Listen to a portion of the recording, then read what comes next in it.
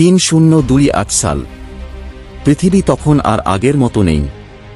প্রকৃতি ও প্রযুক্তির এক অসাধারণ সমন্বয়ে গড়ে উঠেছে নতুন সভ্যতা। মানুষ তখন মহাবিশ্বের বিভিন্ন গ্রহে বসতি স্থাপন করেছে, কিন্তু পৃথিবী এখনও মানুষের আবেগের কেন্দ্রস্থল। বিশ্বের নতুন অবস্থা পৃথিবীর অনেক দেশ ভৌগোলিক মানচিত্রে নেই। সমুদ্রের উচ্চতা বৃদ্ধি পেয়ে পুরনো শহরগুলিকে ডুবিয়ে দিয়েছে। নতুন শহরগুলো ভাসমান আকারে সমুদ্রে গড়ে উঠেছে। এ শহরগুলোতে শক্তির উৎস হল সূর্য ও মহাজাগতিক রশ্মি। মানুষ তখন বায়োটেকনোলজির মাধ্যমে নিজেদের শরীরে রোবোটিক যন্ত্রাংশ সংযোজন করে প্রায় অমরত্ব অর্জন করেছে। তবে এ প্রযুক্তি কেবল ধনী ও ক্ষমতাশালীদের হাতেই সীমাবদ্ধ।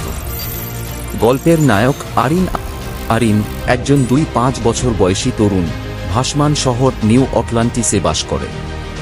সে একজন সাইবার ইঞ্জিনিয়ার।